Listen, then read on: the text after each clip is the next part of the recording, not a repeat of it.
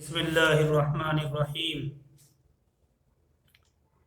فَإِن طَلَّقَهَا فَلَا تَحِلُّ لَهُ مِن بَعْدُ حَتَّى تَنْكِحَ زَوْجًا غَيْرَهُ فَإِن طَلَّقَهَا فَلَا جُنَاحَ عَلَيْهِمَا أَن يَتَرَاجَعَا إِن ظَنَّا أَن يُقِيمَا حُدُودَ اللَّهِ وَتِلْكَ حُدُودُ اللَّهِ يُبَيِّنُهَا لِقَوْمٍ يَعْلَمُونَ۔ یہ سورہ بقرہ آیت نمبر 230 ہے۔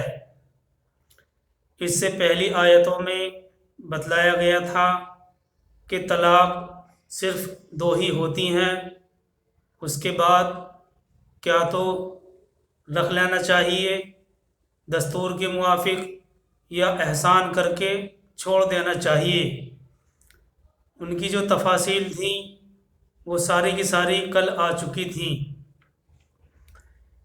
یہ سورہ بقرہ جو اس وقت آپ کے سامنے ہے آیت نمبر 230 ہے سورہ بقرہ کی۔ فَإِن طَلَّقَهَا فَلَا تَحِلُّ لَهُ مِن بَعْدُ حَتَّى تَنْكِحَ زَوْجًا غَيْرَهُ۔ ترجمہ اس کا یہ ہے، پھر اگر اس عورت کو طلاق دے دی یعنی تیسری مرتبہ، تو اب حلال نہیں اس کو وہ عورت اس کے بعد جب تک کہ نکاح نہ کر لے کسی خاوند سے اس کے علاوہ۔ پھر اگر طلاق دے دے دوسرا خاوند تو کچھ گناہ نہیں ان دونوں پر کہ آپس میں مل جائیں، اگر خیال کریں کہ قائم رکھ سکیں گے اللہ کے حکم، اور یہ حدیں باندھی ہوئی ہیں اللہ کی۔ اللہ بیان فرماتا ہے ان کو جاننے والوں کے واسطے، جاننے والوں کے لیے۔ یہ آیت کا ترجمہ ہے۔ پھر اگر اس عورت کو طلاق دے دی یعنی تیسری مرتبہ، تو اب حلال نہیں اس کو وہ عورت اس کے بعد جب تک کہ نکاح نہ کر لے کسی دوسرے خاوند سے اس کے علاوہ۔ حتیٰ تنکح زوجن غیرہ کے الفاظ ہیں، جب تک کہ نکاح نہ کر لے کسی دوسرے خاوند سے اس کے علاوہ۔ پھر اگر طلاق دے دے دوسرا خاوند تو کچھ گناہ نہیں ان دونوں پر کہ آپس میں مل جائیں، اگر خیال کریں کہ قائم رکھ سکیں گے اللہ کا حکم، اور یہ حدیں باندھی ہوئی ہیں اللہ کی۔ اللہ بیان کرتا ہے ان کو جاننے والوں کے واسطے۔ یہاں ہم صرف اتنی بات کھولیں گے کہ صحیح احادیث سے معلوم ہوتا ہے کہ اگر کوئی شخص صرف اپنی طلاق دی ہوئی بیوی کو اپنے لیے حلال کرنے کی خاطر کسی سازش کے طور پر اس سے نکاح کرائے، اور پہلے سے یہ طے کر لیا جائے کہ وہ نکاح کے بعد طلاق دے دے گا، تو یہ سراسر اسلام کی تعلیم کے خلاف ہوگا۔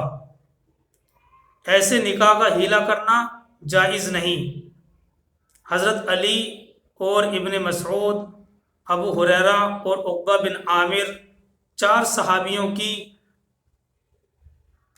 متفقہ روایت ہے، متفقہ حدیث ہے کہ نبی صلی اللہ علیہ وسلم نے اس طریقے سے حلال کرنے اور کرانے والے دونوں پر لعنت فرمائی ہے۔ یعنی صرف اپنے لیے حلال کرنے کی خاطر کسی سازش کے طور پر اس کا نکاح کرائے، اور پہلے سے یہ طے کر لیا جائے کہ وہ نکاح کے بعد طلاق دے دے گا، تو یہ فعل سراسر اسلام کی تعلیم کے خلاف ہے۔ ایسا نکاح کا حیلہ کرنا جائز نہیں۔ حضرت علی، حضرت ابن مسعود، ابو ہریرہ اور عقبہ بن عامر، 4 صحابیوں کی متفقہ روایت ہے کہ نبی صلی اللہ علیہ وسلم نے اس طریقے سے حلال کرنے اور کرانے والے دونوں پر لعنت فرمائی ہے۔ تو یہ آیت 230 کا ترجمہ اور مختصر انداز میں اس کی وضاحت ہے۔ آگے چلتے ہیں آیت نمبر 231 کی طرف۔ اللہ تعالیٰ فرماتے ہیں وَإِذَا طَلَّقْتُمُ النِّسَاءَ فبلغنا اجلهن فامسكوهن بمعروف او سرحوهن بمعروف ولا تمسكوهن ضرارا لتعتدوا ومن يفعل ذلك فقد ظلم نفسه ولا تتخذوا آيات الله هزوا واذكروا نعمة الله عليكم وما أنزل عليكم من الكتاب والحكمة يعظكم به واتقوا الله واعلموا أن الله بكل شيء عليم۔ یہ آیت 231 ہے، تھوڑی بڑی آیت ہے،